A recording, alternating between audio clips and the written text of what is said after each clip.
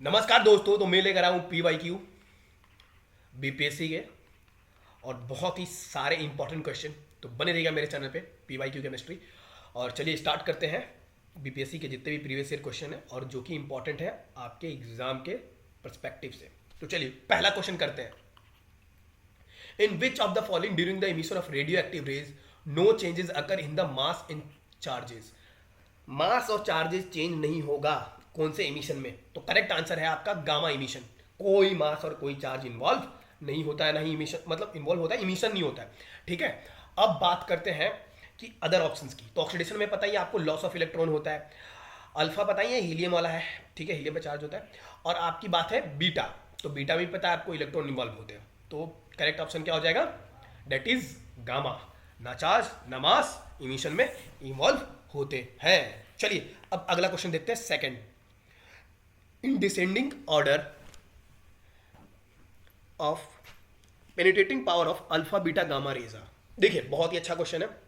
तो देखिए correct order है वो है गामा, उसके बाद बीटा एंड देन अल्फा। तो सबसे ज्यादा किस में है? तो आपके गामा में। गामा में सबसे ज्यादा होते हैं क्योंकि क्योंकि इसमें हाई फ्रीक्वेंसी है और साथ ही साथ इसकी एनर्जी भी ज़्यादा है और साथ ही साथ इसकी स्पीड है वो भी लाइट की स्पीड के बराबर है। अब बाकी रही बीटा और अल्फा की, तो ये आपके क्या होते हैं? बहुत ही लो एनर्जी के होते हैं as compare to gamma. Gamma के बाद आते हैं आपके बीटा और बीटा के बाद आपके अल्फा। सेम रीजन है, ठीक है। अब बात करते हैं थर्ड की। Nucleon is the name which is used for. तो डायरेक्ट आंसर है प्रोटॉन और न्यूट्रॉन, है ना। न्यूक्लियन किसके लिए है? प्रोटॉन और न्यूट्रॉन के लिए। अब अगला देखते हैं fourth one. Consider the following.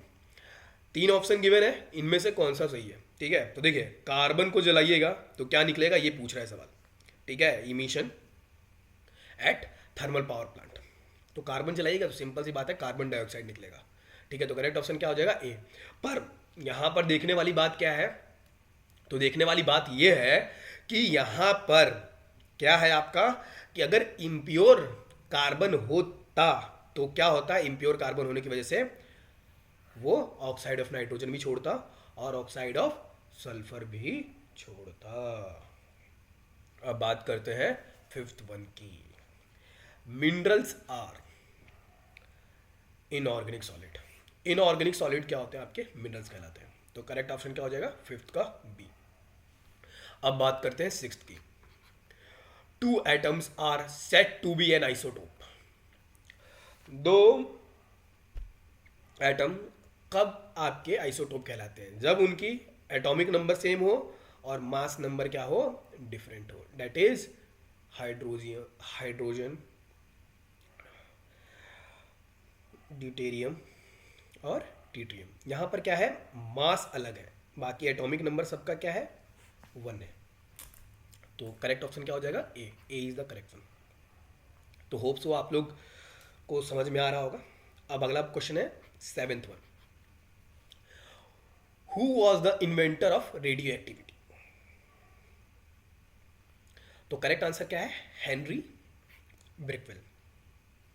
अब देखने देखने वाली बात यह है कि लिखा तो गया है थ्योरी और साइंस में कि इन्होंने खोजा है, पर एक्चुअल में इन्होंने नहीं खोजा है, ठीक है, किसी और ने खोजा है।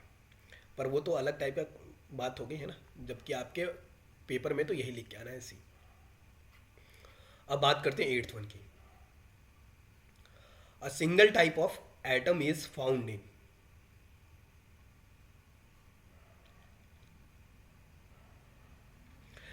तो देखिए सिंगल टाइप ऑफ एटम आपके किस में पाए जाते हैं? तो एलिमेंट्स में पाए जाते हैं, ठीक है। एलिमेंट में ही, नेचुरल एलिमेंट्स को ही आपके सिंगल टाइप ऑफ एटम मिलेंगे। एलिमेंट का मतलब ही क्या होता है?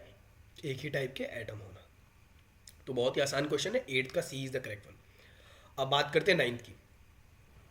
Which one of the following is negatively charged. इनमें से किसका नेगेटिवली चार्ज होता है?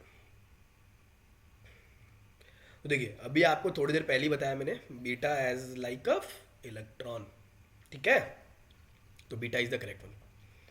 अब बात करते हैं table salt NaCl is the product of. Option पढ़ लीजिए। Strong acid strong base is the correct one.